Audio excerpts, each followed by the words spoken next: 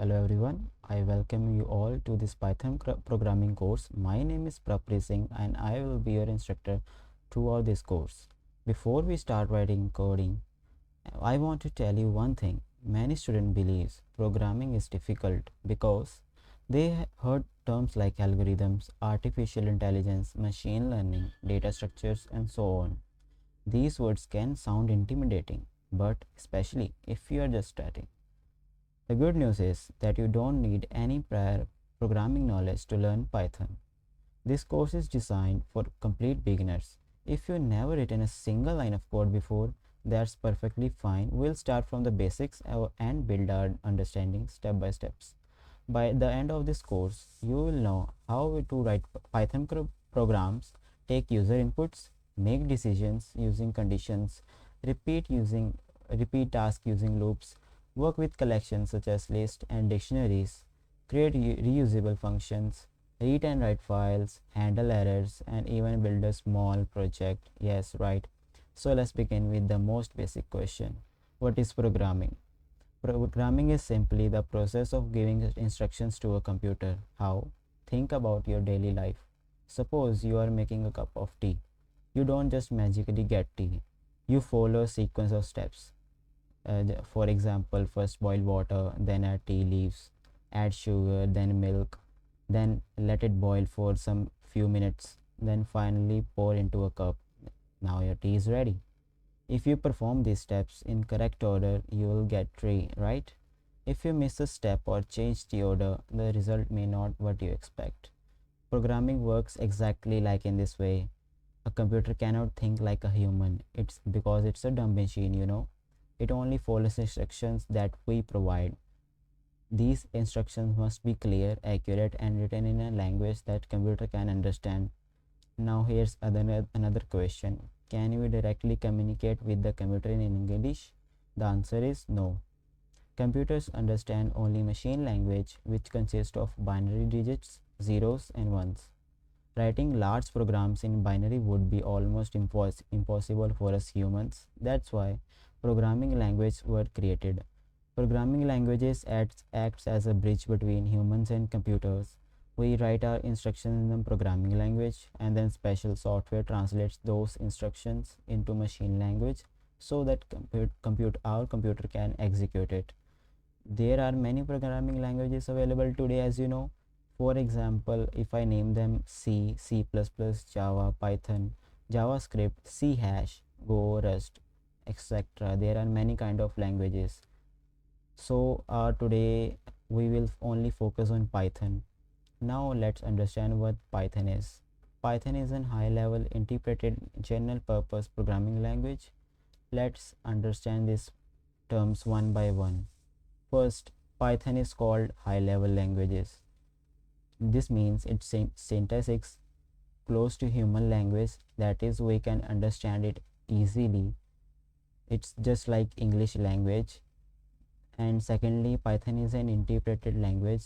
Unlike some languages that compile the entire program before execution, Python generally executes your code line by line through an interpreter. This means testing and debugging is easier because you can identify errors more quickly. Third, it is a general purpose language. That means it isn't limited to one specific field. You can use Python to build websites, automate repetitive tasks, analyze data, develop AI applications, create games, work in cybersecurity, and much more. Now let's talk about the history of Python. Python was created by Guido van Rossum in the late 1980s, and its first public release was in 1991. Guido wanted to create programming language that was simple to learn, easy to read, and powerful enough to read real world software development. One interesting fact is Python was inspired by a British comedy television show Monty Python's First Circus, Flying Circus. It wasn't named after the snake. Now let's discuss why Python has become one of the most popular programming languages in the world. First reason is simplicity. Python syntax is clear and readable. You can often express ideas with fewer lines of code compared to many other programming languages. For example, if you wanna print on the screen, all you need is print uh, brackets and write whatever you want to print. For example, let's do this on our PC screen. We'll go to our terminal. If you haven't installed Python, we will also do that. I'm just showing for example. We'll write Python. Now Python is loaded. We will write print brackets hello world bracket close. Here you can see hello world is got printed. That's it. Now the second reason is readability. Python code is designed to be easily to be understand. This helps beginners learn faster and makes it easier for teams to maintain software projects. Now the third reason will be versatility. Python is used in many industries and domains. Learning Python opens doors to a wide range of career opportunities. Now look at some common applications of Python. First, as you know, web development. Python is used to create websites and web application using frameworks such as Django and Flask. Second, data science. Python is one of the most popular language for data analysis and visualization. Third, as you already know, AI is booming.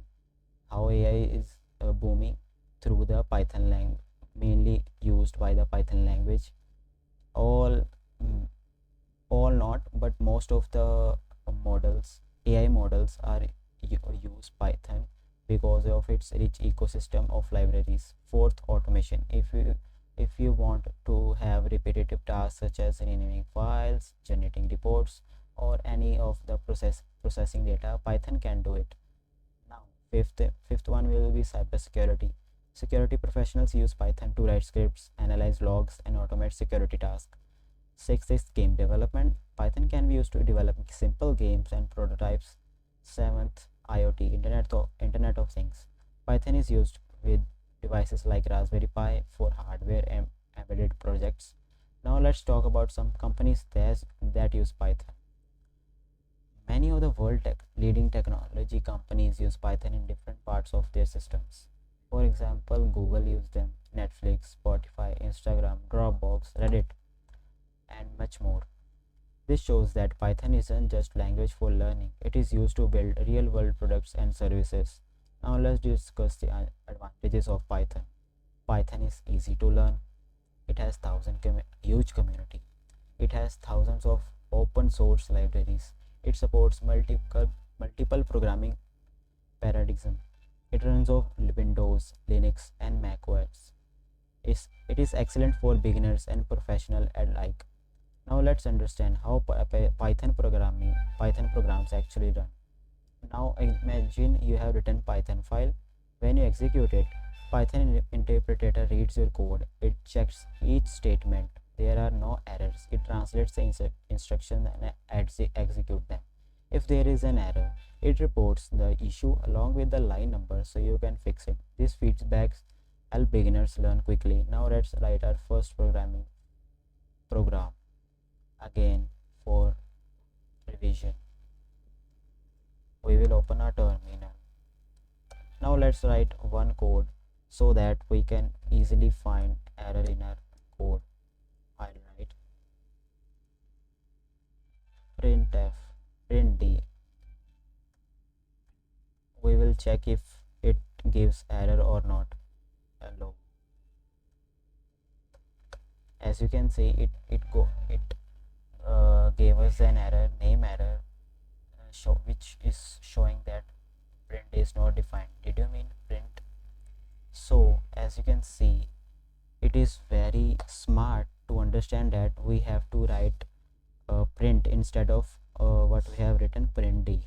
Okay, so now congratulations, you have written your first Python program. Although is one line, if you even start with this, you should be proud of, because you have written your first code as we have written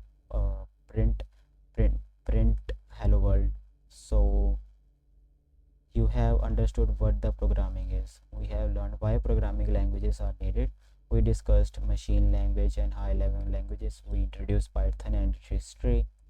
We explored why Python is popular. We looked at its application across industries, companies who use them, how programs are executed. We also wrote our first program, and we also debugged our error, which is very nice of you. You have displayed your own errors. So that's it. We will discuss installation and some other introduction in our next lecture. Thank you for watching. Peace out.